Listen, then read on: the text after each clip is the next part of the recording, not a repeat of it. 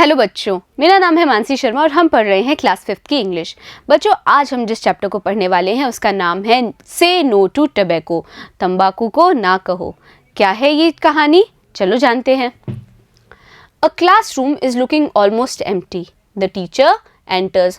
तो बच्चों क्या है, ये जो कहानी है आपको एक नाटक के रूप में बताई गई है। और क्या बताया गया है, नाटक का दृश्य ये है कि एक कक्षा है, वो क्या है, पूरी तरीके से खाली है। द टीचर एंटर्स, और क्या होता है, कक्षा में टीचर प्रवेश करती है। टीचर बोलती है good morning children, how are you. क्या बोलती है, भाई कक्षा पूरी तरीके से तो खाली थी नहीं, थोड़े बहुत ही बच्चे थे।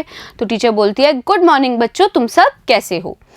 ऑल, सारे बच्चे बोलते हैं good morning ma'am. We are all fine ma'am, हम सब ठीक हैं ma'am. Thank you, how are you. अब वो बच्चे मैम से पूछते हैं कि मैम आप कैसे हो। तो देखो एम्प्टी का मतलब क्या होता है, खाली। फाइन यानी ठीक होना। टीचर बोलती है I am fine too my dear students, thank you.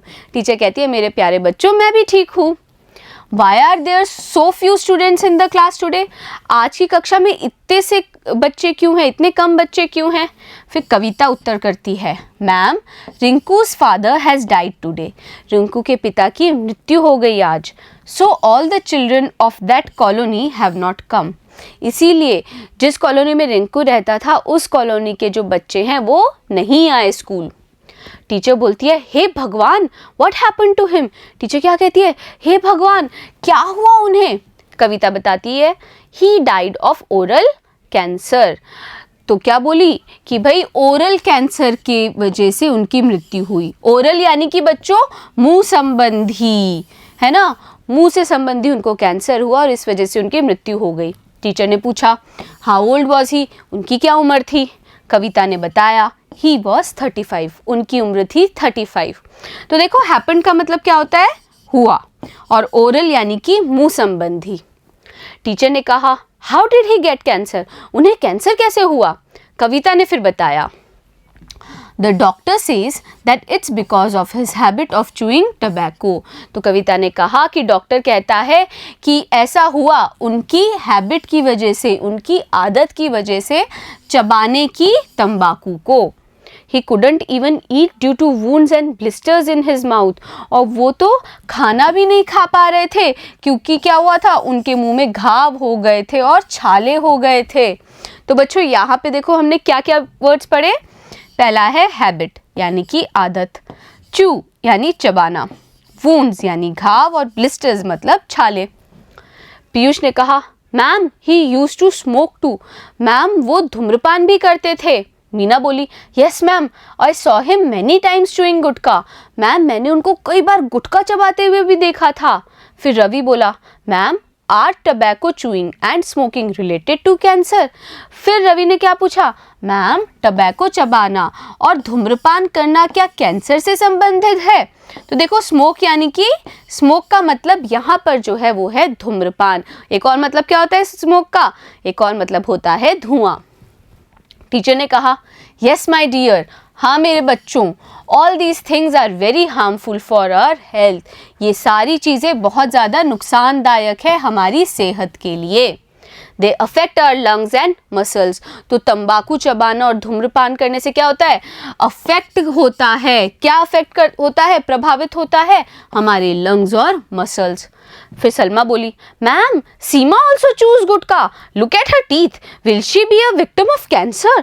तो बच्चों सलमा ने क्या कहा, मैम सीमा भी गुटखा चबाती है, उसके दांत देखो, क्या वो भी विक्टिम हो जाएगी, पीड़ित हो जाएगी कैंसर से। तो बच्चों देखो हार्मफुल का मतलब क्या है, नुकसानदायक।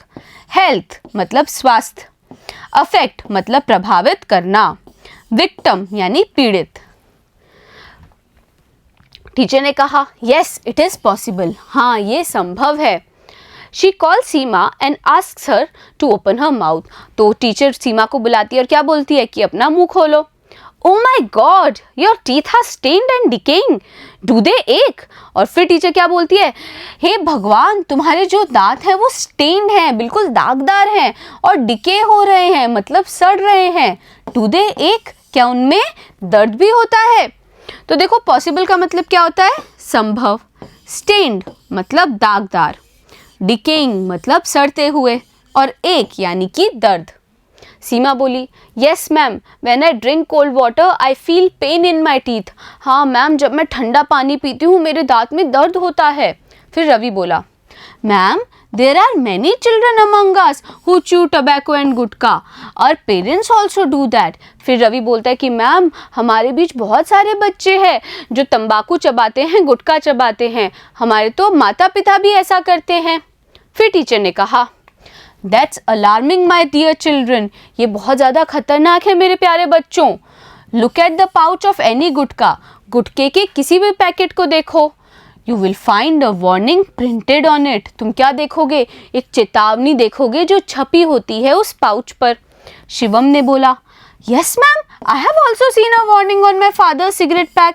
क्या बोला शिवम कि मैम मैंने भी अपने पिता के सिगरेट के पैकेट पे वार्निंग, उस चेतावनी को देखा है। तो देखो अलार्मिंग का मतलब क्या होता है बच्चों, खतरनाक, वार्निंग मतलब चेतावनी, प्रिंटेड यानी कि छपी हुई।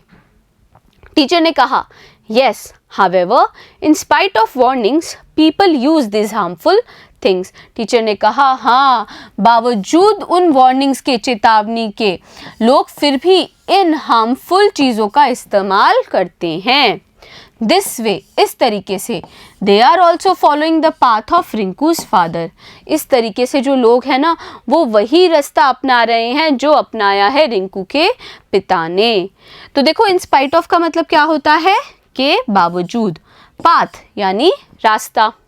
सीमा बोली, ma'am I will stop chewing gutkha, I don't want cancer, I pledge I will never use it again. Seema ने क्या कहा कि मैम मैं गुटखा चबाना क्या कर दूंगी, बंद कर दूंगी, मुझे कैंसर नहीं चाहिए। आई प्लेज, मैं ये प्रण लेती हूँ कि मैं कभी इसका इस्तेमाल नहीं करूँगी। फिर टीचर क्या बोली, दूसरों के बारे में क्या, मतलब व्हाट अबाउट अदर्स, दूसरों के बारे में क्या, क्या वो लोग जो बाकी बच्चे हैं वो भी ये प्रण लेते हैं। तो जानेंगे कि बाकी बच्चे क्या बोलेंगे, पहले देखते हैं प्लेज का मतलब। प्लेज यानी शपथ या फिर प्रण। सारे बच्चे बोलते हैं, ma'am we too have understood, ma'am हम सब समझ गए हैं।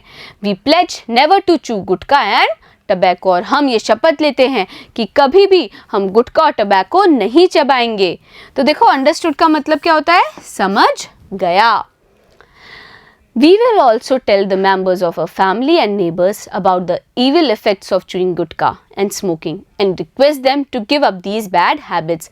हम भी क्या करेंगे बच्चों, हमारे सदस्यों को, परिवार वालों के और नेबर्स के, पड़ोसियों के भी क्या बताएंगे, evil effects के बारे में बताएंगे, दुष्प्रभावों के बारे में बताएंगे जो कि होते हैं गुटखा चबाने से, धूम्रपान करने से, और हम उनसे विनती करेंगे कि वो गिव अप कर दे, छोड़ दे इन बुरी आदतों को।